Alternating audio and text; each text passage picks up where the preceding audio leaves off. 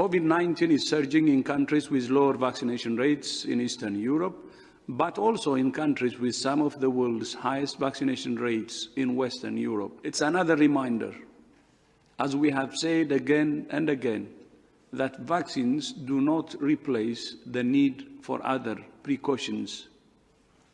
Vaccines reduce the risk of hospitalization, severe disease and death, but they do not fully prevent transmission. We continue to recommend the tailored and proportionate use of testing, masks, physical distancing, measures to prevent crowding, improve ventilation, and more. There's been over a 20-to-1 return. If you had put that money into an S&P 500 and reinvested the dividends, you'd come up with something like $17 billion, but you think it's $200 billion.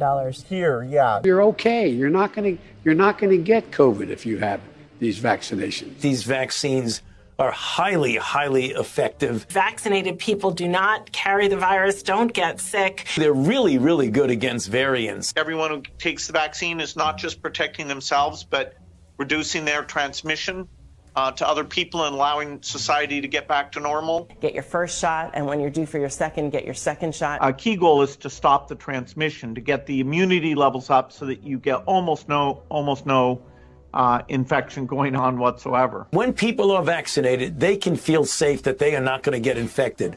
If you're vaccinated, you're not going to be hospitalized, you're not going to be in an ICU unit, and you're not going to die. If you are fully vaccinated, you no longer need to wear a mask. Anyone who is fully vaccinated can participate in indoor and outdoor activities, large or small, without wearing a mask or physical distancing. But what they can't do anymore is prevent transmission. We didn't have vaccines that block transmission.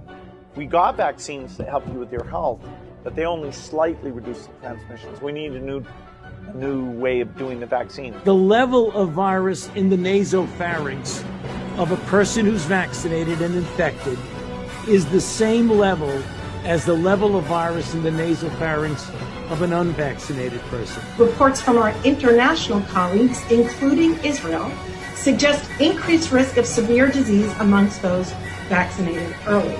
And if you look at Israel, which has always been a month to a month and a half ahead of us, they are seeing a waning of immunity, not only against infection, but against hospitalizations and to some extent death. A booster might actually be an essential part of the primary regimen that people should have. The plan is for every adult to get a booster shot.